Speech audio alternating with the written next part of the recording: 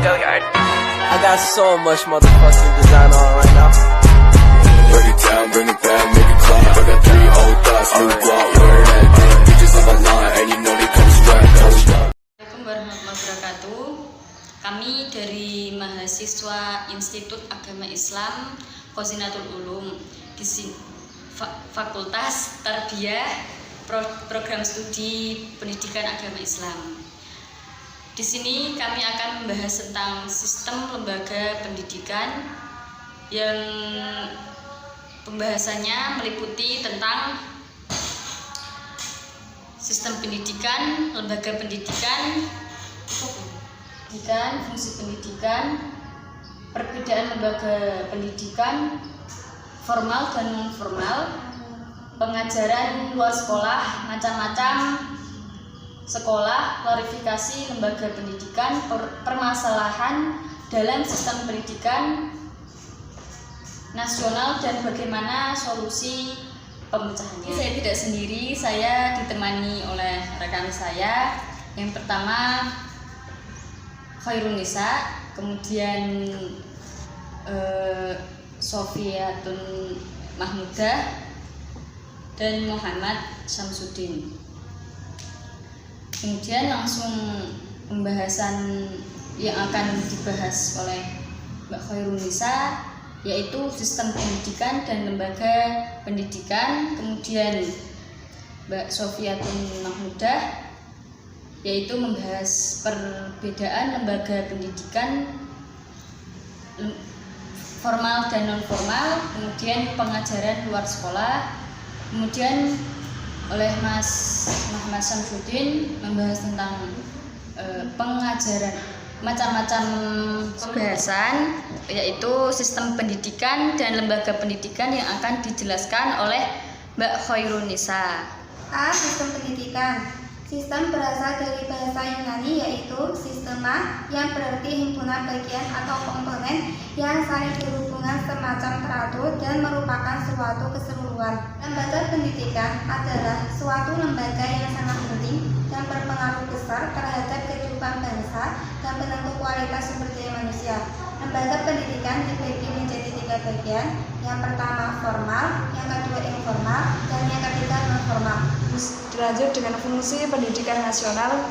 Fungsi dan tujuan pendidikan di Indonesia telah diatur di dalam Undang-Undang Nomor 20 Tahun 2003 tentang Sistem Pendidikan Nasional. Di dalam undang-undang tersebut memuai segala hal yang bersangka dengan pelaksanaan pendidikan nasional dan Indonesia, yang meliputi dari pengertian pendidikan, fungsi dan tujuan pendidikan, jenis-jenis pendidikan, jenjang pendidikan, serta pendidikan dan lain sebagainya. Meningkatkan rasa nasionalisme serta mampu bersaing dengan internasional. D. Dengan melanjutkan perbedaan lembaga pendidikan formal dan non formal. Pendidikan formal yaitu terdapat kurikulum yang berstruktur, memiliki persyaratan tertentu, materi yang dipakai bersifat akademik, memakan waktu yang lama untuk proses pembelajaran, tenaga pendidik dan guru memenuhi kualifikasi tertentu, dan terakhir tempat pendidikan dari pemerintahan antar swasta. Pendidikan informal yaitu dengan lingkungan keluarga dapat dilakukan khusus untuk pendidikan informal, persyaratan khusus tidak berlaku, tidak perlu untuk mengikuti ujian yang diselenggarakan, keluarga dan lingkungan berperan penting dalam proses pendidikan. Pengajaran luar sekolah. Konsep pendidikan luar sekolah merupakan satu faktor kebutuhan dasar untuk setiap manusia, karena melalui pendidikan supaya peningkatan kesejahteraan rakyat dapat diwujudkan, pendidikan mempengaruhi secara penuh.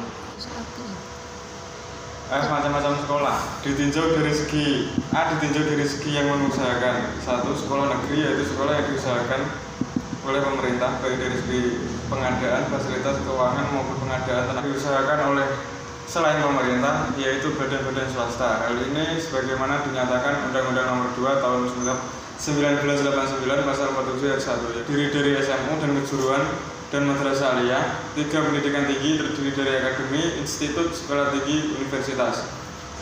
Klasifikasi lembaga pendidikan di Indonesia yaitu ada pendidikan formal sekolah, adalah lembaga pendidikan yang dilaksanakan di sekolah-sekolah mulai dari jenjang prasekolah yaitu kelompok bermain hingga perguruan tinggi, baik yang bersifat pendidikan informal yaitu lembaga pendidikan yang dilaksanakan oleh keluarga.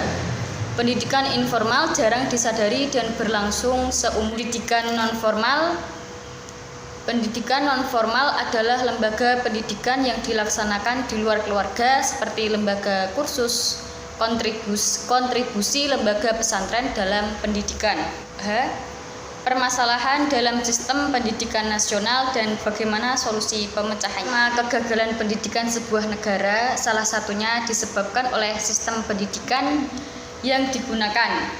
Di samping faktor-faktor lain yang sifatnya lebih kepada masalah-masalah praksis pendidikan seperti biaya pendidikan, pemerataan pendidikan, serta kualitas pengajar dan pengelolaan pendidikan. Upaya pendidikan nasional.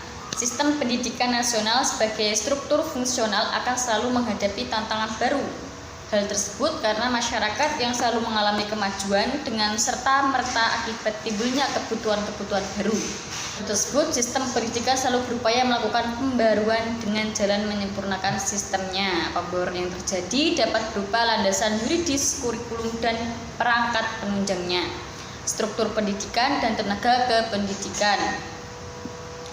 Hal ini disebabkan karena landasan yuridis mendasari semua kegiatan pelaksanaan pendidikan, kurikulum, pengelolaan, pengawasan, dan ketenagaan. Cukup sekian dari kami dan semoga apa yang kami sampaikan bermanfaat untuk para pendengar. Sekian dan terima kasih. Wassalamualaikum warahmatullahi wabarakatuh.